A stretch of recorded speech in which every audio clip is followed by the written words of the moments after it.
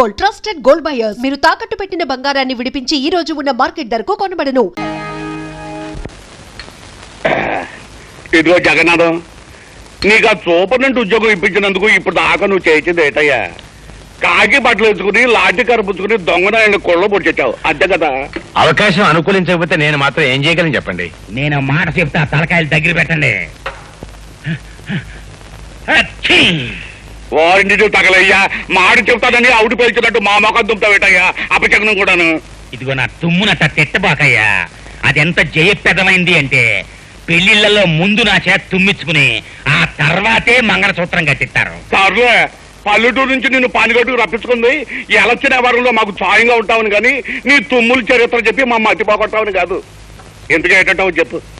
ఆ భీమరాజు గారిని నువ్వు బయటికి రప్పించలేకపోతే ఎలక్షన్లో నువ్వు చవరం అయిపోతావు. నిన్ను నమ్ముకున్న మేమంతా డెప్పు కొట్టించుకుంటాం. ఆ తర్వాత మనం అడుక్కోవాల్సింది ఓట్లు కాదు, చెప్ప చేత్తో పట్టుకుని చిల్లరా. ఆపోయి అపచక్ర మాటలు పెద్ద చెప్పొచ్చావు కానీ దేవరాజు గారిని బయటికి రప్పించే పథకం నేను అప్పుడే జగన్నాథంతో చెప్పే ఉంచాను. నాకు కూడా చెప్పు. మరి ఇదిగా ఈ మత్తు మందు ఫుడ్లో కలిపి పెట్టేస్తే ఇది తిన్న జైలు కాపల వాళ్ళంతా తొంగుంటారు. దాంతో దేవరాజు గారిని మనం బయటికి రప్పించేయచ్చు. ఎండన్ గా ఉంది అవిడియా.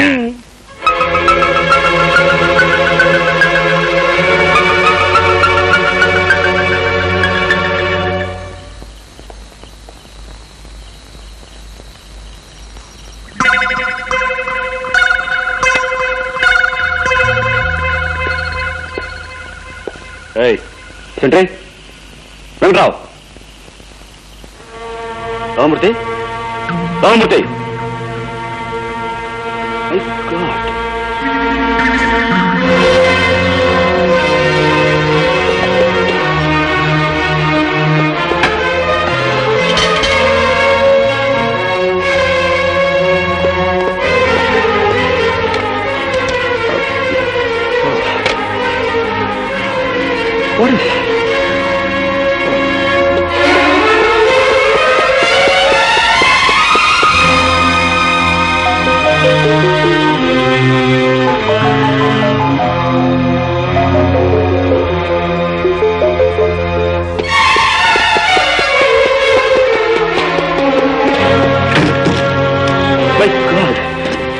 What is ఈ జైలు ఏదో కుట్ర జరగబోతుంది.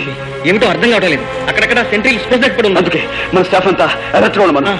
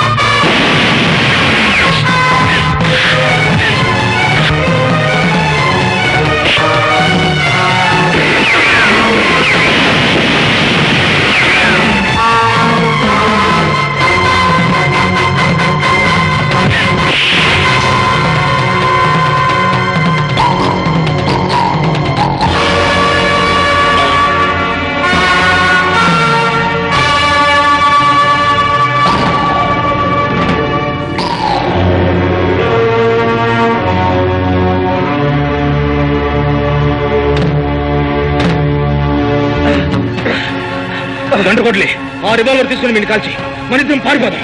గండ్రగొడ్లే వీడు బయటికి వెళ్తే మళ్ళీ ఘోరాలు తగ్గుతాయి. ఆ రివాల్వర్ ఇవ్వు.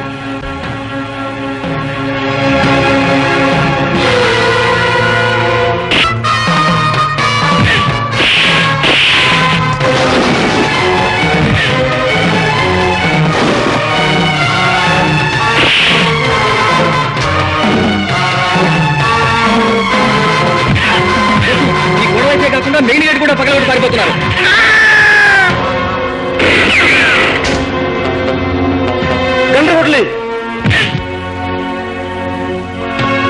దండగొడ్లే ఇంత దాడి జరగడానికి కారణం ఆ భీమరాజే. వాడు తప్పించిపోవడానికి వీల్లేదు. మిగిలిన వారి విషయం నేను చూసుకుంటాను. నువ్వు మాత్రం ఆ భీమరాజు విషయం చూడు. అవసరమైతే వాడిని కాల్చేని చంపు, అంతేగాని వాడిని తప్పించుకుపోలేవుకో. ఇదిగో రివాల్వర్. Raja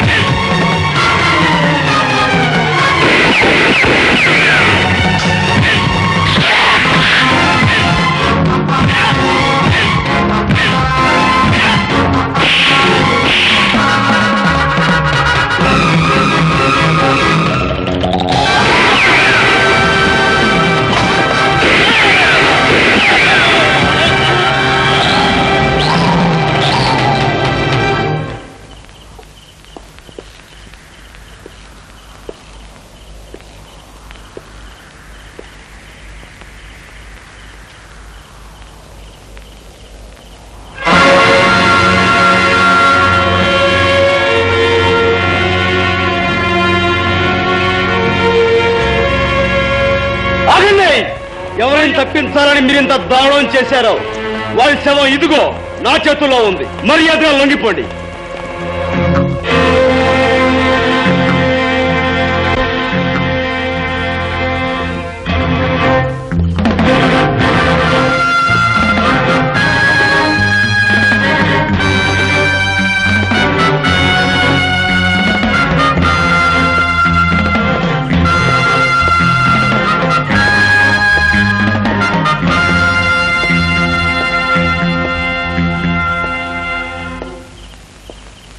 thank you. ఆ పిస్టల్ ఇవ్వు.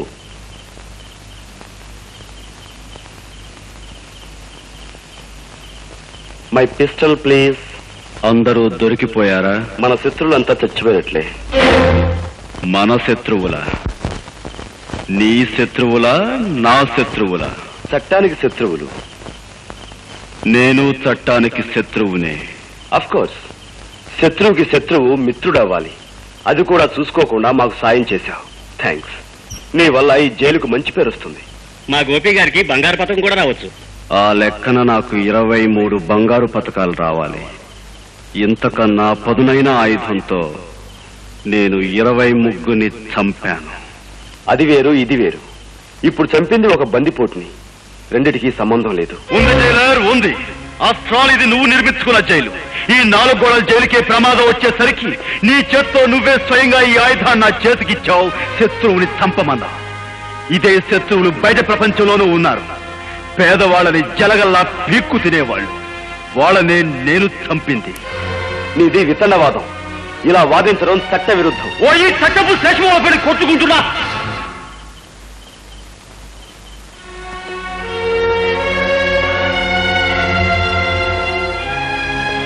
నీ విచక్షణ జ్ఞానం మీద నాకు నమ్మకం ఉంది.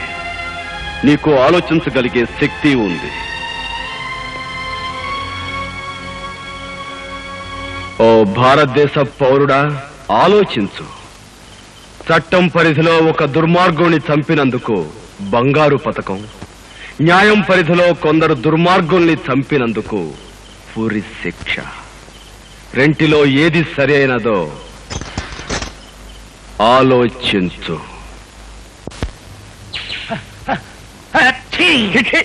పతిపాట ముందు దరిద్రంగా తుమ్మపోతే నీ నోటికి మాట్లాడటయ్యా. ఇదిగా నా తుమ్ముని తిట్టబాకండి. అది ఎంత జయప్రదమైంది అంటే శ్రీరామనవమికి దసరా పండక్కి మైకులు పెట్టి తుమ్మించుకుంటారు నా చేత. అబ్బా ముందు నీ తుమ్ముల చరిత్ర కట్టి పెట్టి ఇస్సారికి రావయ్యా మగడా. ఆ జైలర్ గోపిగాన్ని ఏ అమావాస్య నాడో లేపెత్తే ఇప్పుడు ఈ గోడ ఉండకపోను కదా. గోపి అంటే గుర్తుకొచ్చింది. ఇదిగో కాపు గారు, నేను చెప్పేది కాస్త వినండి. వినవయ్యా. జైలర్ గోపికి ఖైదీ గండ్రగొడ్డలకి చాలా దగ్గర పోలికలున్నాయి. మరి ఇంతకాలం ఆ సంగతి చెప్పమయ్య జగన్నాథం. పీనుగుల బుద్ధాన్ని ఎత్తుకుని ముట్టోళ్ళగా ఓట్లు అడుక్కునేటట్టు మాత్రం చేశావు. ఇందులో నా తప్పే ఉంది దామోదరం గారు. మనం ఊహించని విధంగా మన ప్లాన్లన్నీ ఆ గోపి తారుమారు చేసేసాడు. చర్లబాయ చొప్పతింటూ జరిగిపోయిందేదో జరిగిపోయింది. ముందు వాళ్ళిద్దరికి కనెక్షన్ ఏమైనా ఉందేమో కనిపెట్టాయి. దాంతో ఆ గోపికని ఉద్యోగం నుంచి పీకిచ్చేద్దాం. ఆ తర్వాత ఆ గంటలు కాడి సంగతి చూద్దాం. ఓ పని అయిపోద్ది.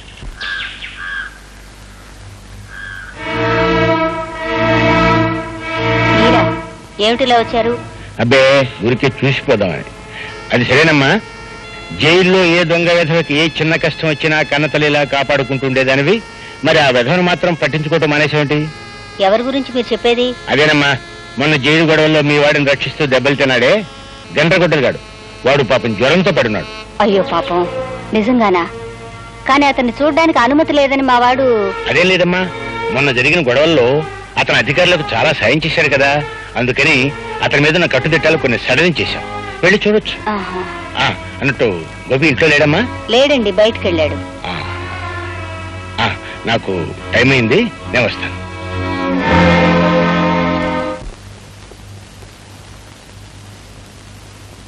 బాబు, నువ్వే కదూ గండ్రగొడ్డలివి?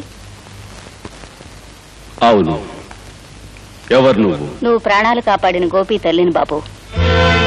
ఉరి ఖాయమైతే నా ప్రాణాలు తీయవలసిన ఆఫీసర్ గోపికి తల్లివా? ఎందుకొచ్చావు? నీకు జ్వరం వచ్చిందని తెలిసింది. నాకు చేతనైన సాయం చేద్దామని వచ్చాను.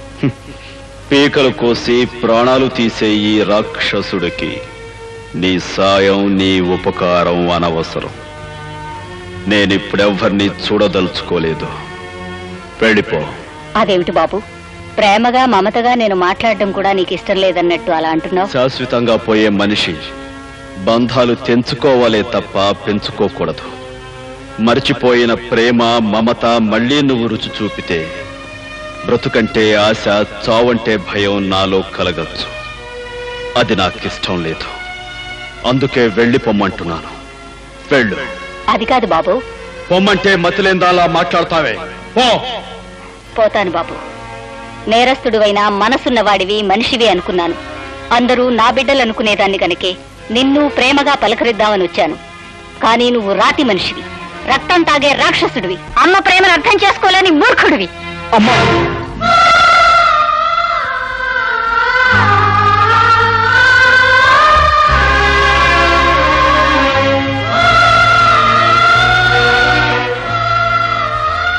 అంత మాట అనకమ్మా. బాబు, నువ్వు. నేనమ్మా నీ రాముని. బాబు, రాము, నువ్వు నా బిడ్డవే. ఒరే రాము, నేరస్తుళ్ళ ఊరు శిక్ష పడి జైల్లోకి ఎలా వచ్చావురా? ఈ పరిస్థితుల్లో నిన్ను చూడాల్సి వచ్చిందా? అసలేం జరిగిందయ్యా? ఇన్నాళ్ళు ఎక్కడున్నావురా రాము? ఎక్కడున్నావురా? చెప్తానమ్మా, చెప్తాను. దామోదరరావు గారికి ఏమైనా ఓటు, ఆంబోతు గుర్తుకే మన ఓటు, ఆంబోతు గుర్తుకే మన ఓటు, దామోదరరావు గారికి ఏమైనా ఓటు.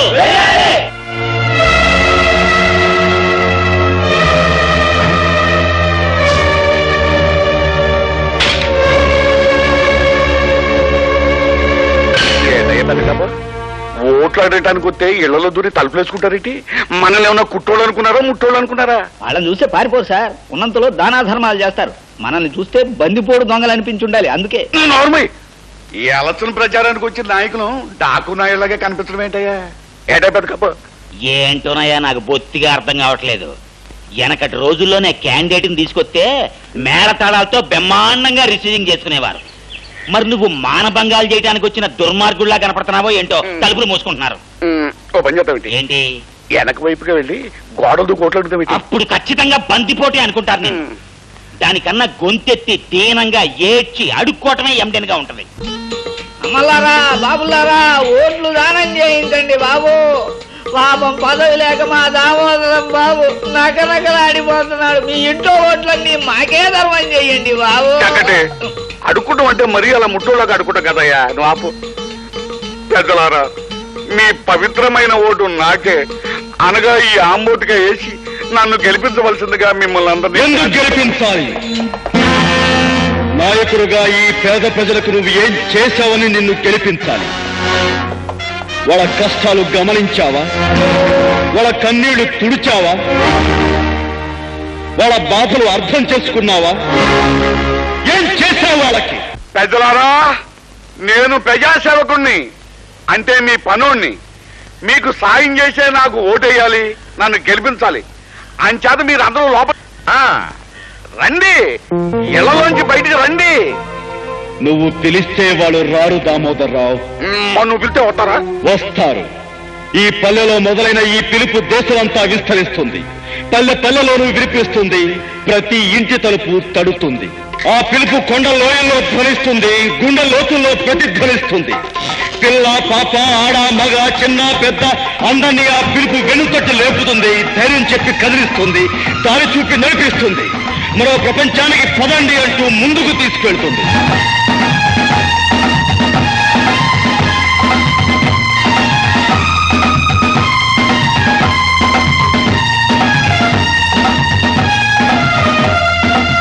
ఆశతో, ఆవేశంతో, బలమైన ఆశయంతో ప్రవాహంలాగా, ప్రళయంలాగా సాగొచ్చే ఆ జన ప్రవాహపు ఉప్పెల్లో నీ కుటీర రాజకీయాలు కొట్టుకుపోతాయి.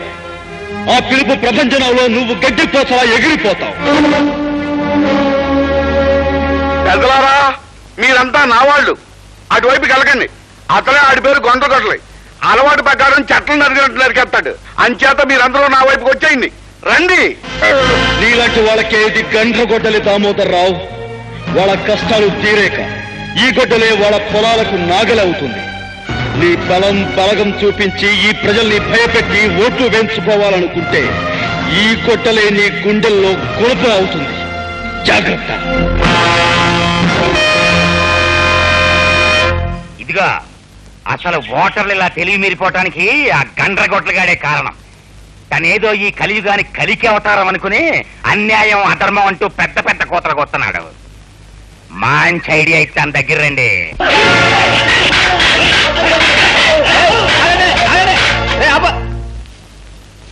ఎరా, మర్యాదగా మీ వాళ్ళందరి చేత ఓట్లు వేయించరా అంటే మొండికెత్తారా? అందుకే అటుకొచ్చి కుళ్ళబోటు చేయడం జరిగింది. అయినా పక్కన వెళ్ళరా నాకు తెలియకడుతాను. నా గుర్తు మీద ముద్ర గుద్దు పడేస్తే మీ సొమ్మేం పోతారా? అయ్యా, మన గుర్తు ఆంబోతు. దాని మీద ముద్ర గుద్దితే అది అచ్చోసిన ఆంబోతు అవుతుందని భయపడి వాళ్ళు గుద్దకూడదు అనుకుంటున్నారు. చక్కటి, నువ్వు నన్ను ఎగతాళి చెప్తున్నావా లేకపోతే ఏదైనా నిజం చెప్తున్నావా? ఎవరైనా చెప్పాయేమంటే ఇరిగిపోతుంది ఈనాడు. అబ్బా, ఎలక్షన్లు ముందెట్టుకుని చీప్ డిస్కషన్లు ఏంటి? అసలు పాయింట్కి రావాలి కదా. ఇదిగా మీరు వెనకడికి ఎప్పుడో నా దగ్గర చిల్లర అప్పులు తీసుకున్నారు. వడ్డీ, చక్ర వడ్డీ ప్రకారం అవి అంటురోగంలా పెరిగి 100,000, 1000 అయ్యాయి. ఆ సంగతి మీరంతా మర్చిపోయినా ఆ ప్రాంసరీ నోట్లు నా దగ్గర ఉన్నాయి.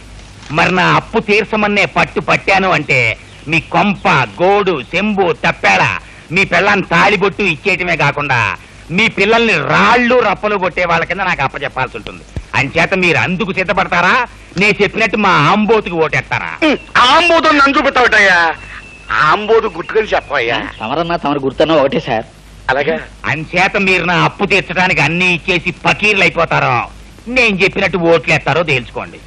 ఈ ఒకటానికి వేయండి అయ్యా. మళ్ళీ 5 ఏళ్ళ వరకు మీ జోలికి వచ్చినా మీకు కనిపించినా నన్ను చెప్పు తీసుకోకండి. వాళ్ళని ఆలోచించుకొని అయ్యా మగడా. ఆలోచించుకోండి.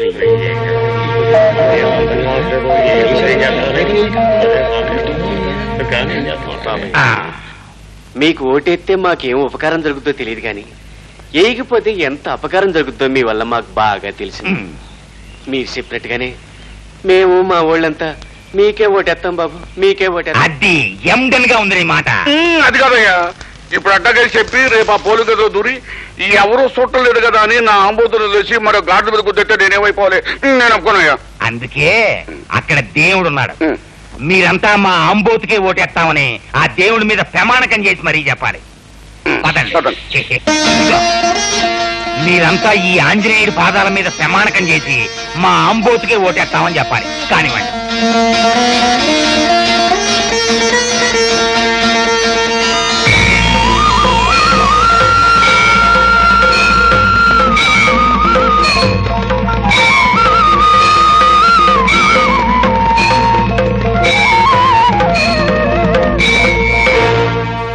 లేదు బాబు, మమ్మల్ని చంపినా సరే నరికినా సరే మేము మీ కోటేయం బాబు.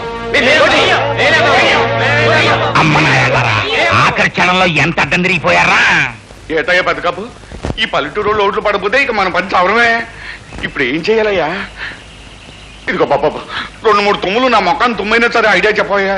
ఇదిగో, కొత్తగా కడుపైందల్లా ఊరికే కింద మీద అయిపోకు. ఈ రాజకీయాలు నీ కొత్తగా నాకు అలవాటే. అసలు మనకి ఓట్లేని పల్లెటూళ్ళని ఈ ఆంధ్రప్రదేశ్ మ్యాప్ నుంచే సరిపోయాలి. ఎట్టగయ్యా? చెరువు గట్లన్నీ తెగ్గొట్టేసి పల్లెటూళ్ళని ముంచేసామనుకో, మనకు ఓట్లేని వాళ్ళంతా నీళ్ళలో పడి కొట్టుకుపోతారు. 2-3 రోజుల్లో అయితే జరిగిందంటే మిగతా వాళ్ళంతా భయపడి చచ్చినట్టు మనకే ఓట్లేస్తారు.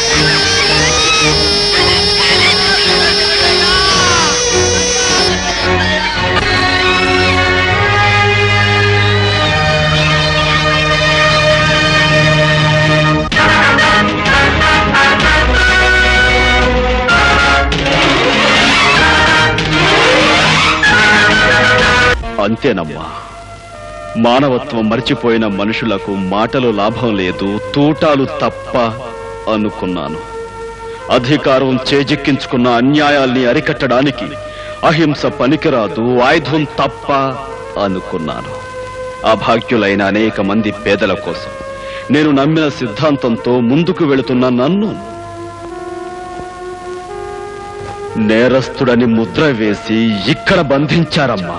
బాబు, ప్రతి మనిషి గుండె ఒక గుడైతే నువ్వు కొన్ని కోట్ల గుళ్లల్లో కొలువుండే దేవుడు అయ్యావన్నమాట. ఎంతో మంది తల్లులు చెల్లెళ్ళు నిన్ను చూడ్డానికి వస్తున్నా నీకు దగ్గరగా ఉండే ఇంతకాలం నిన్ను చూడలేని దౌర్భాగ్యరాలనయ్యాను నేను. అలా అనకమ్మా, కావాలనే నీకు కనిపించకూడదనుకున్నాను. అంటే అంటే నేను ఇక్కడే ఉన్నట్టు నీకు తెలుసా బాబు? తెలుసమ్మా, తమ్ముని చూసిన మరుక్షణంలోనే వాడిని గుర్తించాను. నువ్వు వాడి దగ్గరే ఉంటావని ఊహించాను. మరి అమ్మని చూడాలని, అమ్మా అని పిలవాలని అనిపించలేదా బాబు? అనిపించింది. తమ్ముడికి నిజం ఎక్కడ తెలుస్తుందోనని గుండె రాయి చేసుకున్నాను. బాబు, అవునమ్మా, ముళ్ళు రాళ్ళు ఉన్న దారిలో నడిచి నడిచి ఎదురు దెబ్బలెన్నో తిని నువ్వు నేను మనసును మొండిగా మార్చుకున్నావమ్మా. కానీ చల్లటి అమ్మ నీడలో అమాయకుడిగా పెరిగినవాడు తమ్ముడు. వృత్తిని దైవంగా, కర్తవ్యాన్ని జీవంగా భావించే మనిషమ్మా వాడు. అలాంటి వాడికి తను తన సొంత అన్ననే వృత్తియాల్సి వచ్చిన రోజున అది విని తట్టుకోలేడమ్మా. ఈ నిజం వాడికి చెప్పనని నాకు మాటియమ్మా. నా నోటితో నేను చెప్పను బాబు, కానీ ఇక నుంచి నీ కోసం కలతపడే ఈ తల్లి మనసుకు మాటలు వస్తే మాత్రం నేనేం చేయలేనురా.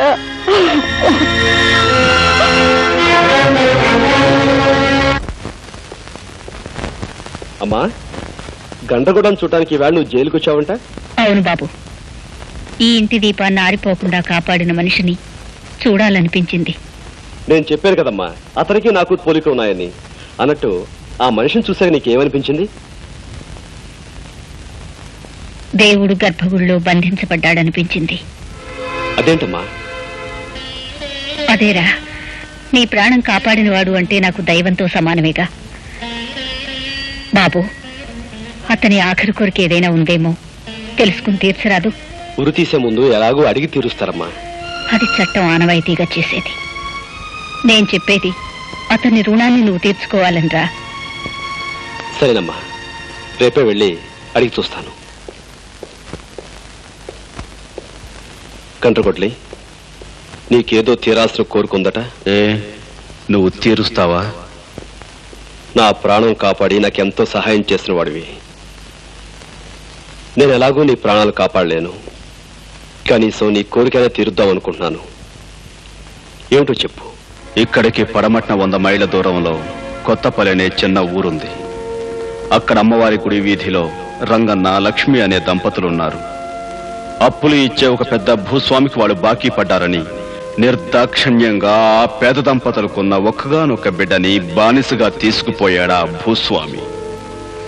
నువ్వు వెళ్ళి వాళ్ళు రాసిచ్చిన ఆ నోటు బూడిద చేసి ఆ బిడ్డను తీసుకొచ్చి ఆ తల్లిదండ్రులకు అప్పచెప్పాలి.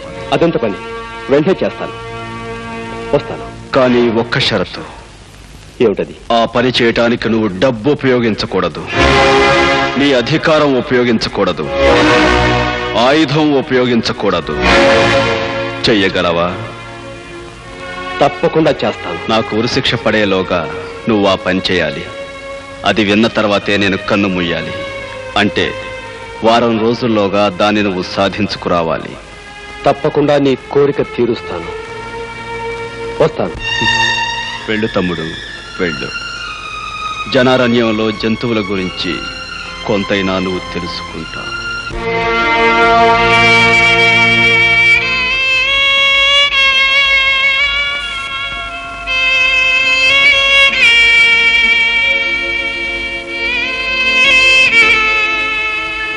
లక్ష్మి, ఏంటి అన్నం ముందెట్టుకుని?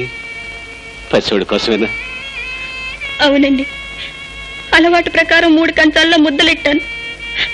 ఆ తర్వాత తెలిసొచ్చింది చంటోడు మన దగ్గర లేడు కదా అని.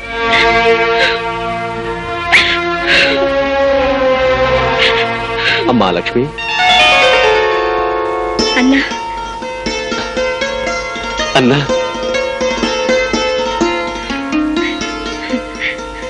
వచ్చేసావా అన్నా? పల్లెలో ప్రతి మనిషి ప్రతిరోజు నిన్నే తలుచుకుంటున్నారు. అన్నగా అందరికీ అండగా నువ్వు రావాలని ప్రతి క్షణం దేవుణ్ణి మొక్కుకుంటున్నారు. నిన్ను చూస్తుంటే మాకెంతో సంతోషంగా ఉంది. రా అన్న, మాతో పాటు 4 మెతుకులు తిందుగాని రా.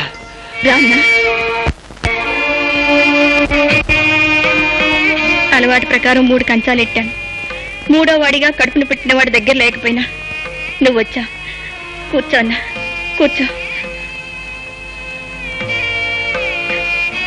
విషయం అంతా నాకు తెలిసిందమ్మా. అంతా తెలిసిందా అన్న? నేల తల్లి చల్లగా చూడకపోవటంతో కడుపు కూటి కోసం షావుకారు దగ్గర అప్పు చేశాం. అంతే, పంటలు వస్తున్నాయి, వెళుతున్నాయి. వడ్డీ తప్ప అసలు చెల్లు కావటం లేదు. దాంతో ఆ షావుకారు బలవంతాన బిడ్డను పశువు నీడ్చుకెళ్ళినట్టు ఈడ్చుకు వెళ్ళాడు. ఈ పేదవాడలో ప్రతి తల్లి బిడ్డని కనేది ఆ షావుకారికి బలి ఇవ్వటానికి అన్నా, బలి ఇవ్వటానికి. బాకీ డబ్బుల కోసం పసివాళ్ళని తీసుకెళ్లిపోతాడా? ఇంతమందిని తీసుకువెళ్ళి ఏం చేస్తున్నాడా నీచుడు?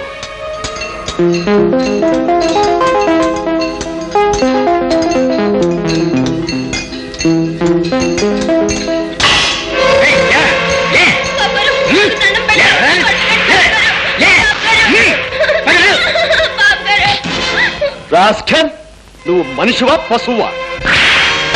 డబ్బు పేరు చెప్పి కన్నవాళ్ళ నుంచి పసివాళ్లను విడదీసి జాలి దయా లేకుండా మండుటెండలో వాళ్లతో పనులు చేయిస్తావా? ఇదిగా నేనా వడ్డీ వ్యాపారిని. నాకు డబ్బు ముఖ్యం. 1000 రూపాయలు అప్పిస్తాను. పొలం నా పేరు తాకట్టు అవుద్ది. నెలకి 1000కి 100 రూపాయలు వడ్డీ. ఆ వడ్డీయే ఆ పిల్లోడికి నెల జీతం. మరి వాళ్ళు వడ్డీ కట్టక్కర లేకుండా, నేను నెల జీతం ఇవ్వక్కర లేకుండా ఆ పిల్లోడి చేతే పనులు చేయించుకుంటుంటాను. ఇది లా పాయింట్. ప్రపంచంలో ఏ కోర్టుకి వెళ్ళినా తిరుగుండదు. వెళ్ళి చూడు కావాలంటే. అడవి మనిషిలాగా, ఆది మానవుళ్లాగా వీళ్ళని బానిసలు చేసి ఈ చిన్నారి చేతుల కష్టంతో సొమ్ము చేసుకుంటావా? వాళ్ళ తల్లుల కడుపు సోకం నేను నిలువునా కూల్చి పారేస్తుందిరా. ఇదిగా మునీశ్వరుల్లా ఊరికే శాపనార్థాలు పెట్టం కాదు. 5000 సొమ్ము నా మొఖాన్ని కొట్టు. అప్పుల కాగితాలు చింపేసి దానికి సరిపడా పిల్లల్ని వదిలిపెట్టేస్తాను. ఆఫ్టర్ ఆల్ 5000 కదా నీకు కావాల్సింది. ఆ పని చెయ్యడానికి నువ్వు డబ్బు ఉపయోగించకూడదు. జేబులో పెద్ద నోట్ల మిశ్రణాల్లా చేయి పెట్టావు కదా, ఇదే రాట్లేదా సొమ్ము? సొమ్ము రావటం కాదురా, నీ పీకల మీదకి చట్టాన్ని రప్పిస్తాను. ఈ పసివాళ్లతో వెట్టి చాకరీ చేయిస్తున్నందుకు నిన్ను కటకటాల వెనక్కి పంపిస్తాను.